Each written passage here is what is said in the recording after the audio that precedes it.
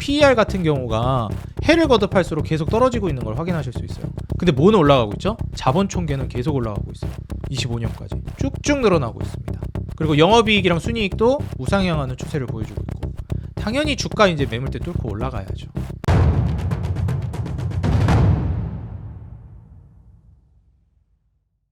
네, 반갑습니다. 주식장인 유튜브 구독자 여러분들, 주식장인입니다. 제가 이제 지난 영상을 통해서 이 증권 관련된 종목들을 좀 언급을 드렸는데요. 거기에서 이제 이거를 이렇게 다 올라가고 나서 설명하면 무슨 소용이냐 이런 말씀을 하시는 분들이 있었고, 실제로 이제 좀 관심도 이전 영상들에 비해서는 그렇게 많지 않았던 것 같아요. 제가 이전에도 한 1년 전이었나요? 하여튼 주기적으로 제가 증권 관련된 종목들이나 금융주들도 한 번씩 언급을 드렸었는데, 그때마다 그렇게 관심이 많진 않았던 것 같습니다.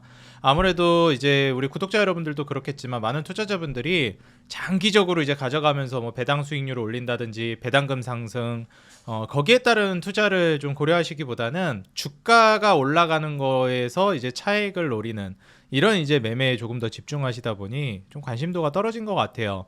그리고 아무래도 제가 그동안 우리 구독자 여러분들과 소통해 왔던 종목이라든지 섹터 이런 것들도 사실 이런 장기적인 배당 수익을 기대해 보는 그런 가치 투자 종목들과는 조금은 거리가 멀었기 때문에 저를 이제 구독해주고 계시는 분들에게 관심도가 그다지 높지 않았던 것 같습니다. 그리고 이제 좀 주가가 올라갔기 때문에 같이 한번 관심 있게 보자는 것이지, 그걸 지금 당장 매수해야 된다 또 이런 관점은 아니고, 만약에 이제 어제 소개시켜드렸던 증권주나 그 다음에 이제 금융주들 같은 경우에 거기에서 이제 차익을 노리는 매매였다면은 소개를 저도 안 시켜드렸을 것 같은데, 아무래도 좀 장기적으로 좀 조정이 나오더라도 오히려 계속 이제 한 10년, 20년 보면서 가는 그런 투자에 이제 적합한 매매다 보니까 좀 한번 올라갔을 때 한번 좀 관심 있게 보시라. 왜냐면 또 떨어지면은 다시 또 이제 기회가 올 수도 있으니까요.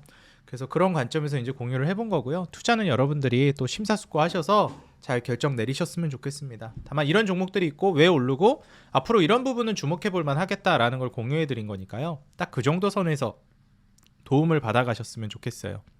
자, 그리고 오늘은 다시 또 이제 우리 구독자 여러분들이 좋아해 주실 만한 그런 이제 괜찮은 종목들을 제가 이제 또 엄선해서 4개 종목을 준비해 왔고요. 자, 일단 엄선 기준에 대해서도 또 처음 방문해 주신 분들이 있기 때문에 간단하게 설명드리고 넘어가겠습니다. 제가 이제 종목을 선정하는 기준은 차트, 재무, 수급, 그 다음에 주도 업종인지를 이제 보면서 판단하고요. 그 다음에 지금 주도 업종이 아니더라도 향후 주도 업종이 될 만한 섹터이나 이제 종목인지 이런 것들을 좀 중점적으로 봅니다. 지금 현재 이제 차트 재무 기준을 먼저 말씀드리자면, 차트적인 기준은 하방 추세에 있는 것이 아니라 상방 추세로 가고 있는 종목, 다시 말해서 바닥치고 반등하고 있는 종목이거나, 또 바닥치고 반등한다고 해서 이게 딱 찍고 V자로 반등하는 종목보다는 어느 정도 바닥을 형성하고 평탄화 작업을 한 다음에 말아올리기 시작하는, 그래서 바닥을 충분히 확인시켜준 종목인지를 또 봅니다. 그래서 장기 이동 평균선이 정배열이 되는 종목들을 봐요. 그래서 바닥에서 이제 어느 정도 기간을 거치고 반등을 시작하는 종목이거나, 아니면 아예 신고가를 쓰고 있는 종목. 그래서 주가가 쭉 올라가다가 횡보하다가 다시 이제 또 고점 돌파하면서 올라가는 이런 종목들 위주로 이제 저는 알려드리고요. 그래서 아예 바닥치고 올라오거나 아예 신고가를 쓰는 이런 종목들 위주로 이제 소개를 해드립니다. 재무적인 기준은 크게 이제 외형 성장과 질적 성장을 보는데요. 외형 성장은 매출, 영업이익, 순이익이 우상향하는가를 보고, 그 다음에 질적 성장은 영업이익률과 순이익률, 이게 올라가면 더 좋고, 매출, 영업이익, 순이익이 올라가는데 마진율이 유지만 해줘도, 비슷한 수준만 유지해줘도 괜찮게 봅니다. 그리고 PER 같은 경우에는 업종마다 좀 달라가지고 어떤 딱 한 가지 기준으로 이제 하진 않아요. 근데 일반적으로 아무리 프리미엄을 부여해도 제약바이오 같은 애들이 아닌 이상이야 막 무슨 100배를 넘어가는 PER 이런 거는 가급적이면 좀 멀리하는 편입니다. 근데 이제 아무래도 지금 현재 시점에서 프리미엄을 부여해 줄 수 있을 만한 부분은, 절대적인 마진율이 높은 기업들은 좀 PER이 높아도 프리미엄이 그 정도 받아도 된다라고 저는 평가합니다. 왜냐면 마진율이 높은 사업이기 때문에. 그래서 매출이 늘어날 때마다 이익 캐파 늘어나는 게 엄청나게 빠르게 늘어나서 그런 종목이나 업종들은 좀 PER이 좀 더 높아도 전 괜찮다는 입장이에요. 그리고 이제 또 추가적으로 보는 것 중에 하나는 부채 비율 정도, 그 다음에 PER, PBR 외에 배당 수익률이 또 두드러지게 좋으면은 괜찮게 보는 편입니다. 그다음에 이제 수급적인 측면은 역시 이제 기관이랑 외인 수급이 이제 준수하게 들어오는지를 보고요. 특히 외국인이 이제 주도적으로 들어오는지를 봅니다. 그래서 외국인이 들어오는 쪽이 주도 업종인 경우가 대부분이기 때문에 외국인 수급을 중점적으로 좀 본다라는 거. 기관은 좀 개별 주식을 볼 때 보통 기관 수급을 보는 편이에요. 그래서 이런 식으로 기준점에 맞춰서 오늘 소개를 해드릴 거니까요. 잘 따라오셔서 오늘도 좋은 주식 여러분들 관심 종목에 풍족하게 넘치는 기회가 되셨으면 좋겠습니다. 같이 한번 살펴보시죠. 자, 일단 첫 번째로 소개시켜드릴 종목은 서희건설부터 좀 소개를 시켜드리겠습니다. 서희건설 그거 얘기했던 거 아닙니까? 하실 수 있는데 또 이제 시간이 오래 지나기도 했고 그 다음에 타점상 이런 타점을 더 좋아하시는 분들이 있기 때문에 오늘 서희건설을 준비했습니다. 제가 과거에 이제 서희건설이라는 종목을 소개해드릴 때는 이 매물대 돌파가 나오기 전이었어요. 그래가지고 지금 서희건설 같은 경우에는 물론 저항을 맞을 수는 있겠지만 이 거래량을 터트린 요 매물대를 뚫어줄 것이다. 그래서 저항을 맞더라도 뚫어주면 그때 타점을 잡으셔도 되고 맞고 떨어지거나 아니면 이 아래로 선취매를 하는 방법도 좋다. 이렇게 좀 언급을 드렸습니다. 근데 여기서 이렇게 이 저항대 아래에서 선취매를 하는 전략을 좋아하시는 분들도 있고 이게 얼마나 여기서 길지를 모르니까 차라리 이걸 뚫는 걸 확인시켜 주고 나서 들어가는 걸 더 좋아하시는 분들이 있어요. 그래서 최근에 이제 서희건설이 이렇게 돌파까지 확인을 시켜줬기 때문에 이런 타점을 좋아하시는 분들이 있을 거라 생각이 들어서 저는 좀 이런 타점을 조금 더 선호하는 편이거든요. 그래서 이런 타점을 선호하시는 분들은 지금 한 차례 이제 돌파 이후 횡보해주고 있거든요. 눌림이 나올 수도 있을 것 같고 이런 이제 타점을 한번 고려해 보시면 좋을 것 같고요. 딱 여기가 한 11,700원 여기 이제 돌파하는 시점이에요. 그래서 최근에 이렇게 윗꼬리 달면서 매물대도 한번 소화시켜 줬잖아요. 그러면서 이렇게 매물대 소화시킨 다음에 돌파가 나온 겁니다. 그래서 지금 현재 서희건설 같은 경우는 돌파 타점을 이제 좀 보여주고 있는 관점이다. 이렇게 좀 보시면 될 것 같고요. 일단 그러면 서희건설이 왜 좋은가 여기에 대해서 이제 말씀을 드려보자면 일단 뭐 컨센은 지금 나와주진 않았지만 서희건설이 다른 건설사들 대비해서 마진율이 되게 높은 편이에요. 우리가 보통 중후장대 산업이라고 하는 뭐 조선이나 자동차, 건설 이런 쪽이 마진율이 그렇게 높진 않습니다. 그러니까 남는 게 많은 장사는 아니에요. 보통 이렇게 마진율이 높고 장사에서 많이 남는 구조는 소프트웨어 쪽이 많이 남습니다. 제조업보다는. 그래서 소프트웨어라든지 IT라든지 뭐 아니면 제약바이오라든지 마진율이 막 50% 70% 이러잖아요. 알테오젠도 막 영업이익률 70% 나와버리고. 그러니까 이렇게 사실 이제 지적 재산을 기반으로 해가지고 하는 그런 이제 산업들이 굉장히 마진율이 높습니다. 그러니까 미국이 제조업을 해외로 다 돌렸죠. 남는 게 없으니까. 근데 지금 뭐 일자리다 뭐다 해가지고 뭐 지금 다시 돌리려고 하고 있는데 솔직히 제가 봤을 때는 뭐 미국 같은 패권국이 그렇게 한다라는 것 자체가 좀 비효율의 극치라고 봅니다. 왜냐면은 선진국으로 넘어갈수록 점점 마진율 높은 산업으로 넘어가야 되거든요. 뭐 IT라든지 뭐 소프트웨어라든지 뭐 지금 미국의 유수한 빅테크들 다 그런 거 아니겠습니까? 뭐 아마존도 그렇고 테슬라도 그렇고 테슬라는 뭐 좀 제조업이지만 애플도 그렇고 솔직히 애플 휴대폰 미국에서 생산 안 하잖아요. 다 해외로 돌리잖아요. 폭스콘에서 만들고. 그렇기 때문에 이 마진율이라는 게 애초에 높지가 않아요. 건설, 뭐 조선, 자동차, 뭐 그다음에 뭐 하여튼 이런 것들이 마진이 그렇게 많이 남는 장사는 아니라는 거. 근데 서희건설은 마진율이 꽤 높습니다. 그래서 지금 매출은 크게 이제 달라지는 건 없는데 이런 중후장대 산업들은 마진율이 영업이익이 올라가는지를 봐야 돼요. 근데 지금 실제로 1,700억에서 2,000억, 2,200억, 2,300억대까지 쭉쭉쭉 올라오고 있고 1,600억까지 이제 순이익도 전고점을 뚫어줬습니다. 이익 기준으로요. 그리고 여기에서 이제 살펴볼 만한 게 부채 비율도 한 50% 정도밖에 안 돼요. 지금 요즘 이제 건설사들이 뭐 요즘도 그렇지만 그 이전에 항상 문제가 됐던 게 뭐냐면 이 건설업이 불황이고 애초에 이제 전반적으로 시장 자체가 불경기다 보니까 건설업도 힘들다는 거예요. 그래서 망해 나가는 기업들도 정말 많았고. 근데 지금 부채 비율도 낮거니와 서희건설이 지금 영위하고 있는 건설 자체가 상당히 좀 안정적인 구조로 가고 있습니다. 우리가 뭐 PF 사태니 뭐니 하면서 난리가 났었잖아요. 근데 서희건설은 거기에서는 조금 거리가 멉니다. 그래서 얼마 전에 돈도 좀 있다 보니까 한 100억 정도 자사주 취득을 해가지고 주주 친화적인 또 액션을 보여주기도 했어요. 100억 가지고 그러냐 할 수 있는데 지금 서희건설이 주가가 이렇게 올랐음에도 시총이 4천억이 안 돼요. 근데 그중에 100억이라는 거는 규모가 꽤 큰 겁니다. 시총 대비해서 규모가 크죠. 그래서 그 점을 좀 고려해서 보시면 될 것 같고요. 그 다음에 지금 서희건설이 PER 같은 경우에도 2배, PBR은 0.3배, 거기에 배당 수익률은 한 3배 정도 나와줍니다.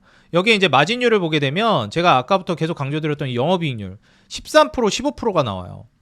그리고 순이익률도 두 자릿수가 나오고 이게 쉽지가 않습니다. 근데 이게 줄어들었죠. 14%로 줄어들었다가 다시 15.8%로 늘었고 작년엔 16%. 그리고 10.9%가 최고치였는데 다시 최고치 찍었죠. 10.88%로. 그러면서 지금 서희건설 이 마진율 자체도 이 늘고 있는 것도 중요한데 절대적인 이 수치 자체도 커요. 16%, 11% 가까이 된다라는 것 자체가. 영업이익률이 10% 중반 나오는 건설사, 대형 건설사 중에 거의 없다고 봐도 무방합니다. 그래서 지금 이 업계 안에서 업계 최고 수준의 영업이익률을 기록하는 게 서희건설이고요. 그렇기 때문에 이 수익성 자체도 굉장히 두각을 많이 드러냅니다. 우리가 보통 이제 중소형 건설사들은 망하기 딱 좋아가지고 되게 위험해서 웬만하면 대형 건설사 위주로 제가 보라고 말씀드리고, 그래서 제가 뭐 말씀드렸던 게 뭐 예전에 제가 언급드렸던 종목이 HDC, 이거 보시라고 했는데 지금 주가 엄청 날라갔죠. 이거랑 HDC 현대산업개발, 그 다음에 현대건설, 그 다음에 이게 아니지, 현대건설, 그 다음에 또 말씀드렸던 게 뭐 DLENC, 그 다음에 얘는 원전도 엮여 있다 그랬죠. 그 다음에 뭐 더 나간다고 하면은 이제 뭐 GS건설도 보고 하는데 앞서 말씀드린 종목들까지가 전 제일 좋다고 봐요. 근데 어쨌든 이런 그 대기업들 위주로 말씀드렸던 이유는 안정성이 좀 있기 때문이에요. 근데 이제 서희건설 같은 경우를 비롯해서 중소형 건설사들은 안정성이 좀 많이 떨어지고, 특히 이런 경기민감 업종인 건설 같은 경우에는 이 버틸 체력이 없으면은 자금난 허덕이면서 그냥 그대로 고꾸라지는 경우가 굉장히 많거든요. 근데 서희건설은 애초에 이제 마진율이 워낙에 높기 때문에 거기에서 버티는 힘도 있고, 그 다음에 이익 구조 자체도 굉장히 건강하다라고 좀 볼 수 있는 종목이었습니다. 이게 중소형 건설사들 중에서는 찾기가 쉽지 않아요, 이런 기업들이.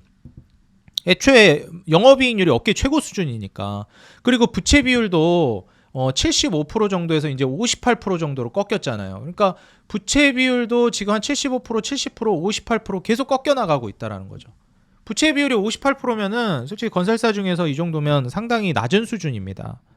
이제 2022년 이후로 공사비도 상당히 올라갔고 건설업계가 굉장히 힘들었어요. 그래서 이 안에서 이렇게 건전한 재무 건전성을 보여주고 있다라는 거는 우리가 흔히 강소기업이라고 그러잖아요. 예, 뭐 좀 말장난을 해보자면 강하지만 작은 기업. 예, 그래서 서희건설은 좀 그런 기업이라고 좀 볼 수 있겠습니다. 서희건설 뭐 하는 애들이냐? 서희스타일스라는 아파트 브랜드로 그 지주택이라고 하죠. 지주택 조합으로 이제 사업을 하는 기업이라고 보시면 되겠고요. 지역주택 조합 사업 하는 기업입니다. 그래서 지주택에서 강점을 이제 보인 건설사다 보니까 뭐 이 안에서는 거의 대장주로 평가받고 있습니다. 그리고 시공 능력도 전년도보다 24년도에 23년 대비해서 두 단계 올라가면서 한 18등 정도 기록을 하고 있고요. 뭐 18등이면 낮은 거 아니냐? 뭐 1등, 뭐 2등, 3등 하는 애들 보면 아파트 대장 브랜드들, 뭐 현대건설이나 삼성물산이나 다 이런 애들이에요. GS 자이 아파트 이런 애들이 다 꽤 차고 있습니다. 그다음에 뭐 롯데캐슬의 롯데건설 뭐 이런 쪽에서 다 10등 안에서 왔다 갔다 해요. 근데 이런 중소형 쪽에서는 18등 하고 있는 서희건설이 알짜 기업이다. 사실 그 1, 2, 3등 하는 기업들도 물론 좋지만 오히려 서희건설 같은 기업들이 투자하는 데 있어서는 굉장히 알짜라고도 볼 수 있어요. 뭐 대형 건설사들이 안 좋다라는 게 아니라 대형 건설사라고 무조건 좋은 건 아니거든요. 그 안에서도 좋은 애들을 뽑아야 되는데 중소형 건설사라고 또 다 안 좋은 건 아니에요. 다 위험한 것도 아니고 오히려 대형 건설사 중에도 위험한 애들이 있고 이런 중소형 건설사들 중에서도 이렇게 사업 안정적으로 운영하는 알짜 기업들이 또 있거든요. 그래서 이번에 오남역 스타일스라든지 경기도 남양주의 이제 오남역 스타일스 같은 경우에는 한 3개 단지 정도로 개발이 이제 진행되고 있는 단계인데 1단지가 1300가구고 2단지가 한 1100가구 정도, 3단지가 한 1000가구 넘어갑니다. 그래서 총 한 3500 정도 되는 이제 가구 수를 대단지로 이제 구성해 가지고 가고 있기 때문에 뭐 이 사업 부분 자체도 지금 그렇게 좀 위험하게 보고 있지는 않아요. 그래서 현 시점에서 신축 공사도 이제 앞으로 늘어날 것이고 제가 HDC 현산을 이제 말씀드렸듯이 예전에 수도권 중심으로 이제 진행이 되고 있다는 점을 이제 말씀드렸었는데 서희건설 같은 경우에는 사실 굉장히 좀 안정적인 사업 구조로 마진율 높은 사업 구조로 운영하고 있다는 게 저는 중요하다고 봅니다. 그리고 이게 이제 재무 차트인데요. 보시다시피 지금 PER 같은 경우가 해를 거듭할수록 계속 떨어지고 있는 걸 확인하실 수 있어요. 근데 뭐는 올라가고 있죠? 자본 총계는 계속 올라가고 있어요. 25년까지 쭉쭉 늘어나고 있습니다. 그리고 영업이익이랑 순이익도 우상향하는 추세를 보여주고 있고, 당연히 주가 이제 매물대 뚫고 올라가야죠. 그래서 지금 이 재무 차트를 기반으로 좀 보더라도 이러한 이제 메리트들을 우리가 좀 느낄 수 있겠다라는 거예요. 그래서 자본 총계가 좀 늘어나고 있다라는 점도 좀 긍정적으로 보시고, 지금 딱 고점 대비해서 조정이 나오고 저항 맞는 자리 거래량 터뜨리면서 매물대 한 번 더 저항 맞고 돌파까지 확인시켜주는 자리 한번 관심 있게 보시면 좋을 것 같다 말씀드리겠습니다. 자, 두 번째 종목은 바로 이제 대원산업이라는 종목인데요. 오늘은 조금 이제 여러분들이 기존에 많이 알고 있지 않았던 숨은 종목들 위주로 좀 설명을 드립니다. 근데 그럼에도 불구하고 제가 좀 강조드리고 싶은 건, 괜찮은 기업이지만 이런 중소형 기업들을 보실 때는 금액을 크게 들어가시면 안 돼요. 어쩔 수 없이 주가 변동성이 크고 리스크가 좀 더 큽니다. 그래서 이럴 때는 금액을 조절하시는 게 좋아요. 우량주들은 금액을 조금 더 많이 들어가고 대신 좀 조금 먹고, 대신 이런 쪽은 수익률을 크게 가져가는 게 좋습니다. 뭐 앞서서 서희건설도 그렇고 이런 대원산업 앞으로 소개해드릴 종목들도 수익률을 크게 가져가시고 금액은 조금 베팅하는 게 나아요. 변동성이 있기 때문에. 마찬가지로 이제 차트적인 부분에도 서희건설이랑 비슷한 패턴이 있는데, 매물대를 소화시켜주는 윗꼬리 캔들이 한번 나왔다는 겁니다. 매물대 소화시키면서 물량 소화시키고 거래량 터지고, 여기 저항 맞았던 자리 고점 대비해서 무너졌다가 저항 맞고 저항 맞고 저항 맞고 저항 맞고 돌파 이후 지지 후 반등까지, 여기 이제 매물대를 명확히 확인시켜줬죠. 7,000원 매물대를 지지까지 하는 걸 확인시켜줬습니다. 그래서 사실 자리로 봤을 때는 굉장히 메리트 있다라고 보여지고요. 지금은 이 지지 후 반등하는 흐름을 잘 보시면 좋을 것 같습니다.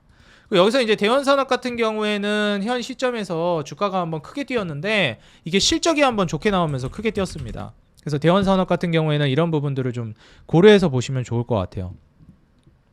2024년도 작년 1년간의 이제 실적 자체가 굉장히 크게 나왔고요. 보시게 되면 매출이 6천억에서 뭐 7천억대로 왔다 갔다 하고 있었는데 9천억대로 확 뛰었습니다. 24년 작년에.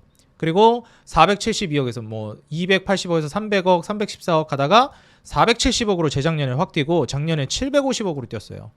그래서 180억에서 300억대를 왔다 갔다 하던 순이익도 700억대로 뛰었습니다. 그래서 여기에서 부채 비율도 뭐 한 40% 정도. 거기에 이제 대원산업 같은 경우에는 지금 사업을 운영하고 있는 것 자체가 지금 이제 중후장대 산업, 자동차 이제 시트 만드는 애들이기 때문에 여기에 따라서 우리가 좀 생각을 해보려면, 얘네도 어느 정도는 중후장대 산업이구나. 그래서 마진율이 그렇게 높지는 않겠구나. 근데 영업이익률도 뭐 4%, 뭐 3.9%, 4%, 뭐 6% 나오다가 8%로 뜁니다. 그러니까 4%에서 6%, 8%로 뛴 거예요. 마진율이 쭉쭉쭉 올라가는 거를 보여주고 있죠. 거기에다가 순이익률 같은 경우에도 2.8%에서 4%, 5%, 4.6%로 살짝 다운됐다가 7.8%로 확 뛰어버렸죠. 그래서 작년에 이렇게 외형 성장, 매출, 영업이익, 순이익만 뛴 게 아니라 마진율도 확 뛰었다는 거예요. 8%대, 7%대로. 이것도 거의 8%죠. 7.8%니까. 여기에서 이제 EPS 성장도 이제 확 뛰어버렸고, PER도 1.6배, PBR은 0.2배. 말도 안 되는 저평가죠. 그래서 지금 현 시점에서 이제 놓고 보면 실적 발표하면서 이렇게 주가가 확 뛰었던 거예요. 이때 거의 뭐 상한가 쳤죠, 거의. 금요일 날. 그러면서 윗꼬리 달고 한번 이제 조정이 나왔어요. 뭐 4월 달에 증시도 안 좋았고. 그러다가 다시 지금 신고가 영역까지 올라오고 있습니다.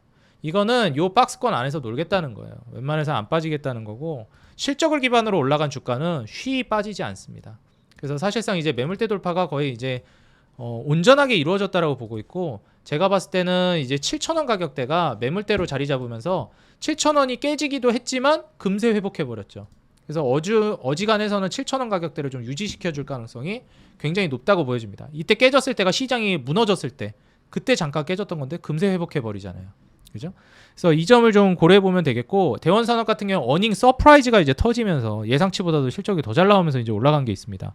솔직히 근데 이제 최근에 자동차 산업도 점점 분위기가 좀 괜찮아지고 있기도 하고요. 거기에서 국내뿐만 아니라 해외 자회사 매출도 같이 증가해가지고 대원산업은 그 부분에서 외환 손익도 늘면서 호실적을 냈습니다. 이게 사실 자동차 산업이 앞으로 이제 좋아지게 되면 결국에 이제 부품 업체들도 따라서 올라가게 될 건데, 대원 산업은 일찍부터 미리부터 이제 어닝 서프라이즈를 터트리면서 주가를 올렸기 때문에 이거는 물론 가봐야 알겠지만 나중에 가서는 먼저 올라간 종목들은 못 잡을 정도로 많이 올라가 있는 경우가 꽤 많아요. 그래서 지금 바닥을 기다가 첫 슈팅을 보여준 이런 자리에서 미리미리 좀 포착을 하셔가지고 진입을 하는 것도 나쁜 자리는 아닙니다. 그래서 한번 눈여겨보시면 좋을 것 같고, 국내 자동차로는 카니발, 모닝, EV3, 기아 자동차 위주로 해가지고 자동차 시트를 제작해서 공급하고 있습니다. 특히 이제 해외 시장 진출을 하게 되면 고급차 위주로는 현대의 제네시스, 그 다음에 좀 가성비 차량 위주로는 기아차를 주력으로 밀어가지고 미국 시장이라든지 해외 시장에서도 많이 나아갈 가능성이 저는 높다라고 보고 있는데, 중국이나 러시아, 베트남의 이제 자회사들이 지금 현지 자동차, 그 현대차나 기아 생산 차량에 시트를 이제 납품하면서 계속 같이 동반 수혜를 꽤 나가고 있는 시점이에요. 솔직히 이제 중국이나 러시아, 베트남의 이제 자회사에서도 수혜를 받고 있는데, 이게 만약 이제 미국까지 간다라 그러면은 저는 충분히 추가적인 수혜를 기대해 볼 수 있다고 생각합니다. 지금 이후의 흐름까지도 기대해 볼 수 있는 시점이라고 보여져서, 대원 산업은 솔직히 자동차 시트 만드는 기업이 뭐 얼마나 혁신이 있겠냐 싶지만 어쨌든 사이클을 타는 산업이고, 자동차 산업이 오랜 시간 이제 죽어 있었는데 호실적 터트리면서 이제 올라가다 보니 이번에 한번 주가 모멘텀이 추가적으로 작용할 가능성이 꽤 높다고 봅니다. 그렇지만 그럼에도 불구하고 큰 돈을 투자하기에는 조금 부담되는 건 사실이다. 그래서 그 정도만 한번 참고해 보시면 좋을 것 같다 말씀드리고요. 그 다음으로는 이제 마찬가지로 자동차 관련된 종목들, 에스텍. 에스텍도 이제 계속해서 이제 횡보세를 보여주거나 우물쭈물하면서 있다가 주가가 이제 신고가를 쓰면서 올라가기 시작했습니다. 그래서 보시게 되면 에스텍 같은 경우에는 본격적으로 요 매물대 돌파가 나왔구나. 원래 이때 매물대 돌파가 나왔어요. 이때 계속 저항 맞던 자리 돌파해줬는데 다시 고꾸라졌다가 윗꼬리 한번 또 달고 또 고꾸라졌다가 이번에 이제 제대로 다시 올라오고 있습니다. 그래서 에스텍 같은 경우에는 사실 이제 실적적인 부분들 같은 경우에도 이미 작년까지 성장이 굉장히 두드러집니다. 그래서 보시는 바와 같이 매출도 이제 준수하게 성장을 했고, 영업이익이 제일 중요한데 87억에서 적자 보다가 87억에서 246억, 440억으로 뛰었고, 적자에서 95억, 217억, 463억으로 뛰었습니다. 마진율 자체도 이제 살펴보시게 되면은 지금 영업이익률이 8.6%, 그 다음에 9.08%의 순이익률을 기록해줘요. 그래서 뭐 마이너스 찍고 있던 영업이익률, 순이익률에서 1, 2%대 나오다가 5%대, 8, 9%대로 이제 성장했으니까 마진율도 성장하지 매출, 영업이익, 순이익 다 성장했죠. 거기에 PER 2.48배, 말도 안 되는 저평가에 아까 대원산업이랑 비슷하죠. 0.53배 PBR, 그리고 8%의 배당 수익률을 기록해줬습니다. 24년도 8% 배당 수익률, 거의 10% 가까운 배당 수익률이거든요. 그래서 요걸 이제 기록해주면서 사실상 이 정도면은 거의 뭐 주주 친화적으로 좀 가고 있는 대표 종목 중에 하나라고 좀 보여지기도 하고, 그 다음에 투자자들이 거의 몰라요. 이런 주식이 있는지조차도. 에스텍이라는 게 이런 주식이 있어? 하는 분들이 많기 때문에 오늘은 좀 숨어있는 주식들 위주로 좀 소개를 시켜드립니다. 근데 지금 시총이 1300억이에요. 이게 400억 이익을 내는데, 물론 이제 별도로 되게 되면 이렇게 마이너스지만 연결 기준으로 이제 400억대 이익을 내는데 지금 현 시점에서 시총이 1300억이라는 거는 확실히 메리트가 있기는 합니다. 그래서 이런 점을 한번 좀 고려해 보시면서 실적 이제 호조를 보이면서 움직임이 나왔다라는 거 참고해 보시면 좋을 것 같아요. 자, 그 다음에는 이제 솔리드입니다. 자, 솔리드 같은 경우에는 제가 정말 이제 좀 뭐라고 해야 될까요?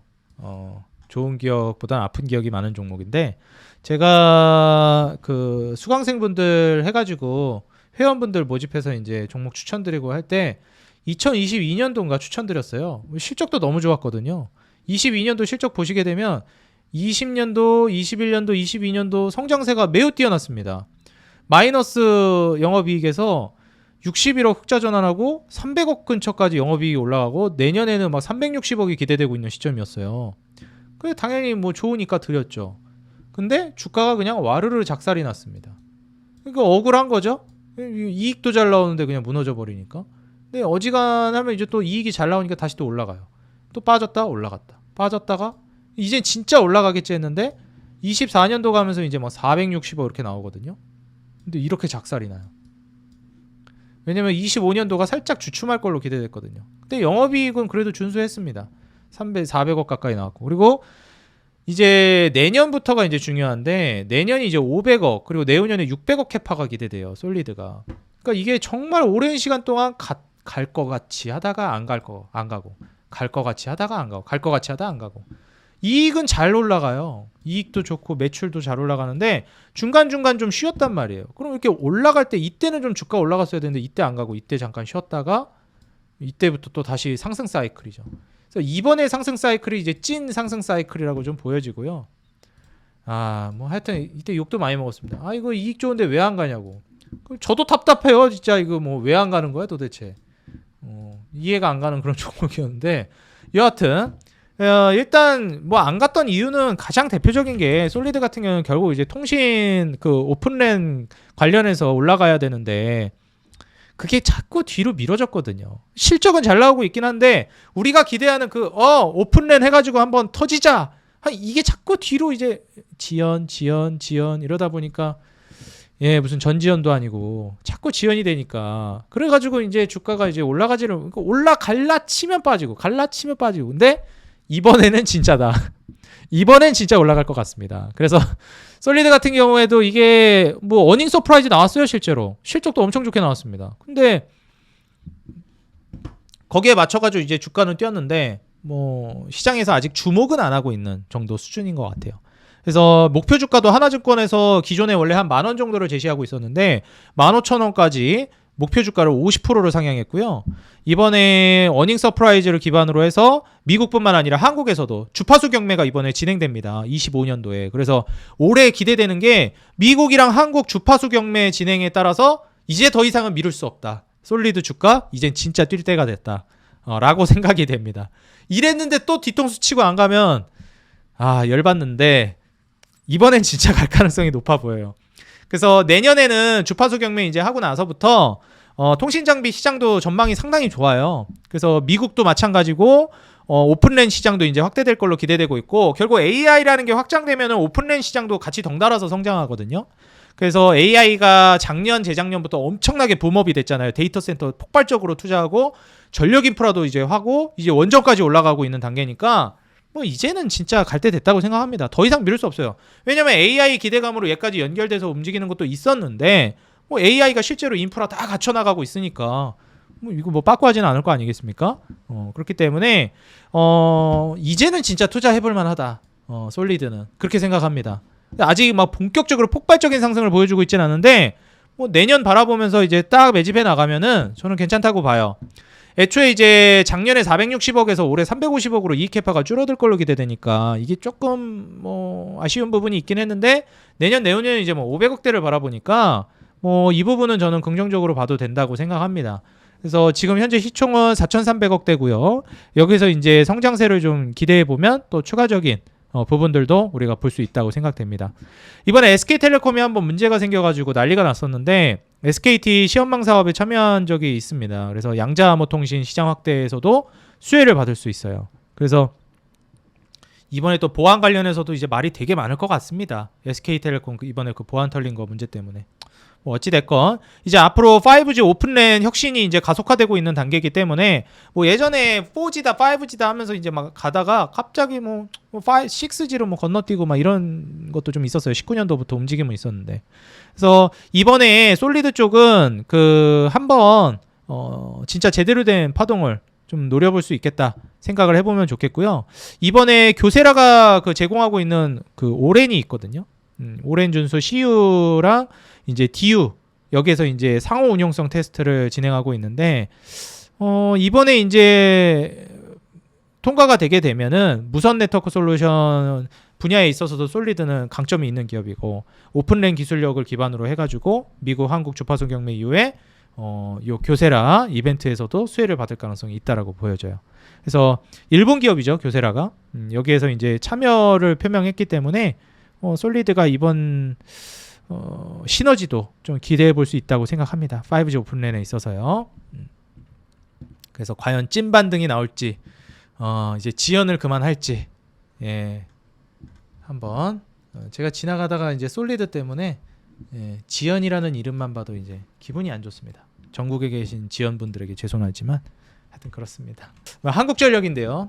마지막으로 이제 한국전력은 이미 소개해드렸기 때문에 그냥 소개를 안 할까 하다가 원래 서희건설, 대원산업, 에스텍, 솔리드 4개만 소개해드리려고 하는데 보너스로 한국전력을 한 번 더 설명하겠습니다. 왜냐하면 한국전력을 얼마 전에 소개했는데 또 소개해드리는 이유가 뭐냐면 얼마 전에 소개해드릴 때는 정고점 뚫기 직전이었고 지금은 뚫었어요.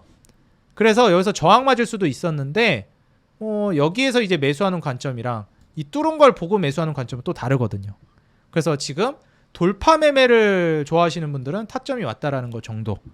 다시 한번 강조드리지만 한국전력은 공기업이고 그 다음에 공공요금이 올라가면서 이제 본격적으로 매출 영업이익 순이익 흑자 전환 거기에다가 늘어나는 속도 자체도 폭발적으로 이익이 늘어나고 있습니다. 여기에 맞춰서 지금 마진율도 마이너스에서 9% 3% 나오던 게 14% 7% 15% 8% 거의 16% 근처에다가 9.78%까지 마진율 상승이 기대됩니다. PER은 1.65배 PBR은 0.25배 말도 안 되는 저평가에 그 다음에 한국전력의 대주주가 누구라고요? 그렇죠. 한국산업은행이랑 대한민국 정부입니다. 요즘 세수 빵꾸가 나가지고 이걸 어떻게 메꾸냐 난리인데 어떻게 메꿀까요? 간접적으로 세금을 거두면 됩니다. 어떻게? 공공요금을 올리고 그 공공요금을 올린 걸로 돈을 번 한전에서 배당을 정부가 가져가는 겁니다. 아, 대한민국 정부가 이렇게 간접적으로 세금 걷어가는데 열받지 않으십니까?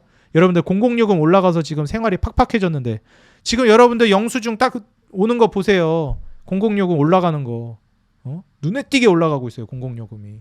열받잖아요. 그거 어디서 메꿔야 된다? 한전 배당금에서 메꿉시다. 네. 배당 성향이 더 올라갈 겁니다. 주가는 더 올라갈 거고. 제가 보기엔 그래요. 장기적으로 그래서 한전은 계속 좋을 거고 에너지 분야에 있어서도 뭐 어차피 원전이랑도 시너지를 낼 수 있기 때문에 정말 오랜 시간 하락했고 정말 오랜 시간 바닥에 머물러 있었던 종목입니다. 이제 드디어 매물대 뚫고 올라온 자리이기 때문에 저는 굉장히 장기적으로 올라갈 만한 종목으로 원전에서 두산에너빌리티, GNC에너지, 그 다음에 BHI 이렇게 제가 강조드렸잖아요. 한전을 같이 보셔야 된다라고 말씀드리고 싶습니다. 예, 공공요금 인상 억울해서라도 한전 한번 눈여겨보시면 좋을 것 같다 말씀드리고요. 이걸 우리만 알아챘을까요? 외국인들 기가 막히게 알아챘습니다. 그냥 모조리 쓸어담고 있죠. 한전. 한국에서 외국인들이 그렇게 많이 이탈하고 있는데 한전은 그냥 엄청나게 쓸어담고 있습니다. 그렇게 이탈하는데 외국인들이 한국을 그렇게 빠져나가는데도 한전은 쓸어담고 있다.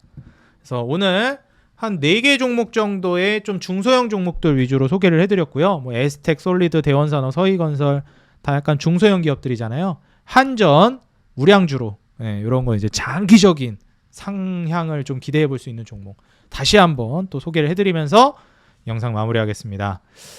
제가 이제 우리 구독자 여러분들과 함께 계속해서 이제 여기에 텔레그램 방에다가 카카오톡 방으로 만들어주면 안 되나 하시는 분들이 있는데 좀 제약이 많더라고요. 좀 텔레그램 인식이 안 좋으신 분들이 많은 것 같은데 걱정하지 마세요. 보안도 좋고 문제될 거 없습니다. 자, 여기다 이제 증권 관련된 정보랑 뉴스, 기사들 그리고 시황 자료들도 다 정리해서 올려드리고 있어요. 여러분들 여기저기서 뭐 증권 정보 받지 마시고 제가 우리 구독자 여러분들을 위해서 무료로 운영하는 건데 이거 혜택 받아가셨으면 좋겠습니다. 꼭 오셔가지고 도움 받아가셨으면 좋겠고요. 그리고 이번 주말 연휴에 제가 우리 구독자 여러분들 위해서 특강 또 준비했습니다. 5월 4일부터 6일까지 총 3일 동안 저녁 7시에 특강 진행하고요. 이 텔레그램 방 입장하신 분들에게만 링크 공유해가지고 특강 진행하니까 꼭 오셔서 도움받아 가시기 바라겠습니다. 텔레그램 방 입장하는 방법은 이 영상 하단에 더보기란이랑 고정 댓글에 링크 남겨놨으니까요. 그 링크 타고 들어오셔서 도움받아 가시기 바라겠다 말씀드리고 채널 홈에 들어오시게 되면 채널 홈에도 이제 이렇게 링크를 걸어놨습니다. 텔레그램 방 링크 여기 통해서 들어오시면 되겠어요. 그리고 우리 구독자 여러분들 사랑에 힘입어서 최근에 구독자 여러분들이 정말 많이 늘었습니다. 53,000명을 훌쩍 넘어섰고요. 아직 구독을 눌러주지 않으셨거나 이제 막 방문해 주신 분들은 구독과 좋아요, 알람 버튼 눌러주시면 더 돈 되는 정보, 도움되는 주식으로 보답하겠습니다.